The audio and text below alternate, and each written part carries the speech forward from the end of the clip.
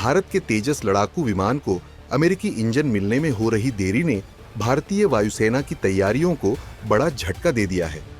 दूसरी तरफ डीआरडीओ ने टॉर्पीडो और समुद्री माइंस के क्षेत्र में बड़ी छलांग लगाई है। एक ओर जीई के इंजन अटक गए हैं तो दूसरी तरफ स्वदेशी समुद्री हथियार तैयार है। सवाल यह है कि क्या भारत अब भी दूसरों पर निर्भर रहेगा या आत्मनिर्भरता की दिशा में निर्णायक कदम उठाएगा? चलिए जानते हैं इस वीडियो में। भारत का तेजस मार्क एक ए लड़ाकू विमान प्रोजेक्ट भारतीय वायुसेना की रीढ़ बनने की तैयारी में था। 83 तेजस फाइटर जेट्स के लिए 99 अमेरिकी GF40-4IN20 इंजन का ऑर्डर दिया गया था, जिसकी कुल कीमत $716 मिलियन यानी लगभग 6000 करोड़। लेकिन अब तक सिर्फ एक ही इंजन भारत आया है। हाँ, आपने सही सुना, सिर्फ एक। मतलब सिर्फ एक तेजस लड़ाकू विमान को फिट करने लायक इंजन ही मौजूद है।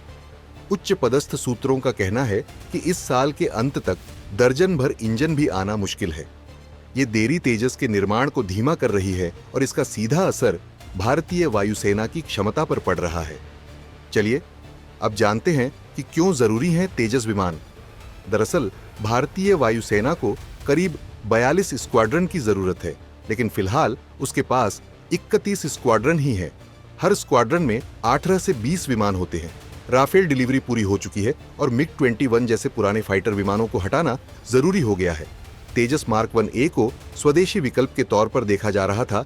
हल्का, तेज और आधुनिक AESA रडार, इलेक्ट्रॉनिक वॉरफेयर, बेहतर एवियोनिक्स, लेकिन बिना इंजन के विमान सिर्फ एक ढांचा रह जाता है। जीई की इंजन डिलीवरी में देरी का कारण बताया गया है कि सप्लाई चेन कंस्ट्रेंट्स यानी वैश्विक सप्लाई चेन में रुकावट। लेकिन असली सवाल यह है कि क्या भारत की वायुसेना अमेरिकी फैक्ट्रियों पर निर्भर रहेगी? जब सिर्फ एक इंजन आ पाया है तो 99 कब आएंगे? भारत को अब खुद सोचना होगा कि या तो स्वदेशी इंजन पर निवेश बढ़ाया जाए या रूस और फ्रांस जैसे देशों से टेक्नोलॉजी ट्रांसफर की जाए या अमेरिका पर दबाव डाला जाए ताकि सप्लाई सुचारू हो। तो वही दूसरी तरफ, जहां एक तरफ वायुसेना इंतजार में है, वहीं डीआरडीओ ने नौसेना के लिए शानदार हथियार तैयार कर दिए हैं। पहला है नया लाइटवेट टॉर्पीडो, जिसका वजन 320 किलो और ये दुश्मन की पनडुब्बियों को नष्ट करने में सक्षम है और ये जल्द ही डिफेंस प्रोक्योरमेंट बोर्ड के सामने रखा जाएगा। अब दूसरा है मल्टी इन्फ्लुएंस ग्राउंड माइन, जो दुश्मन के जहाज और पनडुब्बियों को खत्म करने में सक्षम और ये एक साथ कई तकनीकें इस्तेमाल करता है। ध्वनि, चुंबकीय, प्रेशर बेस्ड डिटेक्शन और ये भी यूजर ट्रायल्स यानी नौसेना के टेस्ट के लिए तैयार है। इन दोनों स्वदेशी हथियारों को जल्द ही मंजूरी मिलने वाली है। इसके बाद डिफेंस एक्विजिशन काउंसिल और फिर कैबिनेट कमेटी ऑन सिक्योरिटी से अंतिम मंजूरी मिलेगी। तेजस इंजन की देरी और डीआरडीओ की सफलता हमें एक स्पष्ट संकेत देती है कि जब तक हम आयात पर निर्भर रहेंगे, हमारी सुरक्षा नीति अधूरी रहेगी।